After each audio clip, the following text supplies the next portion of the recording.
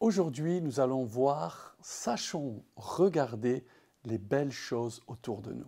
Bien-aimés, souvent, nous avons tendance naturellement à regarder les choses de façon négative ou encore à ne pas les voir du tout et ainsi à ne pas savoir apprécier tout ce que Dieu fait, toutes les belles choses que Dieu a faites dans nos vies, mais aussi autour de nous. Et ça me rappelle cette anecdote tirée du quotidien. Je la cite, un botaniste poursuivait ses recherches sur la flore dans une lande d'Écosse et examinait à la loupe une clochette de bruyère.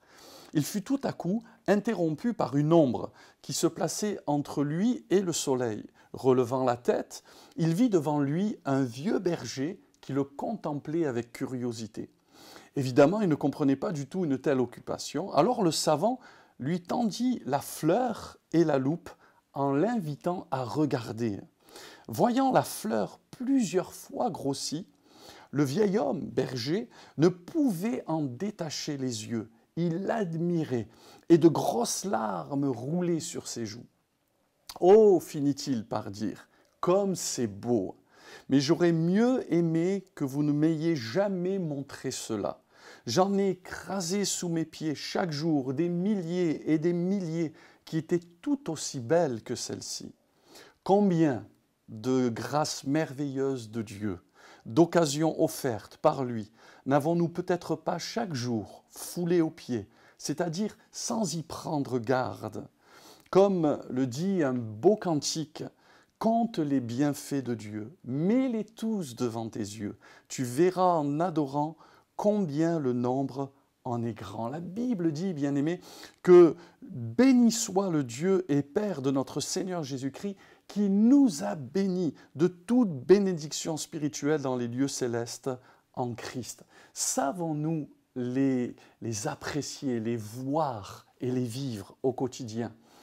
J'étais encore dans une visite et j'étais là avec des bien-aimés et l'un d'eux était malade et ne pouvait plus se déplacer.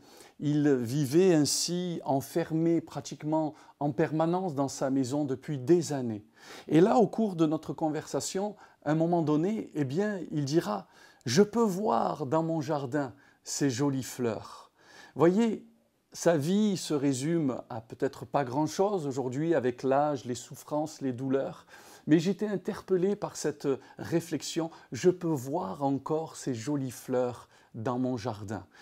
Au milieu des difficultés, au milieu des souffrances, au milieu peut-être de votre solitude, d'un ciel bas et gris, au milieu des mauvaises nouvelles que vous entendez, je vous assure qu'il y a au milieu de tout cela sans doute quelque chose de beau que Dieu veut vous montrer chaque jour. Par exemple, avez-vous l'habitude d'ouvrir chaque jour la Bible? Quelqu'un disait « la Bible, c'est comme un pré et je peux aller dans ce pré, dans ce champ, cueillir des belles fleurs au quotidien qui sentent bon, qui font du bien à l'âme, mais surtout qui font du bien à l'esprit, qui font du bien au cœur. Alors sachez, appréciez, puisez en Dieu et regardez les choses du bon côté. Certes, il y a des choses difficiles dans cette vie, mais il y a aussi et surtout des belles choses que Dieu fait encore aujourd'hui, que Dieu nous ouvre les yeux pour voir sa beauté, pour voir sa grandeur, pour voir son amour,